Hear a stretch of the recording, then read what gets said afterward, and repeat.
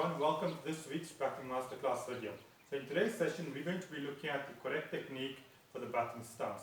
As you can see, I've set up in my garage, so despite the current lockdown, this shouldn't stop you from learning and developing your game. You can set up in your garage, as I've done so, you can set up in your garden, or if you live in a flat and apartment, you can create some space and you can practice some shadow batting as we'll be doing so today. So let's begin and let's look at the correct technique for the batting stance, and there'll be 4 key points that we're going to be looking at today. So let's begin. Key point number 1 is to ensure that both your feet are positioned on either side of the batting crease. So as you can see, I've placed my right foot on the inside of the batting crease and my left foot on the outside of the batting crease. You'll note that my feet are shoulder width apart, my knees are slightly bent, and I feel nice and comfortable, nice and balanced. So that's point number 1.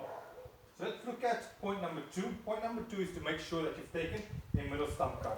So what you can do as a guideline is position your bat at the toe of your bat on the middle stump and draw an imaginary line and place the toe of your right foot on that imaginary line and the toe of your left foot on the imaginary line, and that will ensure that you've taken the correct middle stump guard. Now you'll find that there are cricketers who tend to take a leg stump guard, or some even take a 2-leg guard which is positioned between middle stump and leg stump. However, if you're a young and developing cricketer learning your game, the best advice would be to take a middle stump guard. So that's point number 2, ensure to take a middle stump guard. Point number 3 is to ensure that your back lift is positioned towards first slip. Now as you can see, I've got some cones there, which is more or less where first slip would be. So ensure that your back lift, as I'm doing so, is positioned towards where first slip would be. By ensuring this, you'd feel nice and comfortable to effectively execute the shot. Now you'll find that many young cricketers tend to position or face their back lift towards first slip, and by doing so, you won't feel very comfortable and you won't effect your shots the way you meant to. So always ensure that you position your back lift towards first slip to effectively execute all your shots. So that's point number 3. Point number 4 is to ensure that your chest is not closed off when looking at the bowler, when facing a bowler. Your chest should be slightly opened.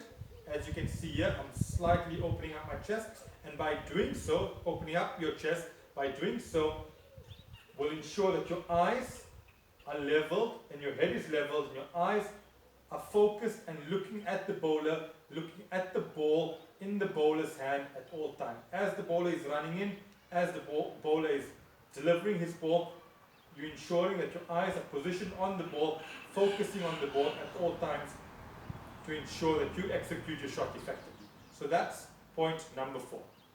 So let's quickly look at the 4 points today. So take home point number 1 is to ensure that both your feet are positioned on either side of the batting crease. Take home point number 2 is to ensure that you've taken a middle stump guard by drawing the imaginary line as a guide. Take home point number 3 is to make sure that your back lift is not positioned towards middle stump, which is quite uncomfortable. Your back lift is positioned towards first slip. And take home point number 4 is to ensure that your chest is not closed off. Your chest should be slightly open, which will ensure that your eyes are positioned and focused on the ball in the bowler's hand. And it will also ensure that your head is nice and leveled, and your head should also be nice and still in your batting stance. So that's the correct technique for the batting stance. So I hope you enjoyed the video. In next week's video, we'll be looking at the correct technique for the forward defense, as I've illustrated here. So if you enjoyed the video, if you learned something from the video, please be sure to tune in to next week's batting masterclass video. I will be posting weekly batting masterclass videos, so please be sure to tune in. In the meantime, practice what you have learned in today's video. Keep learning, keep developing your game. Till next week. Bye-bye.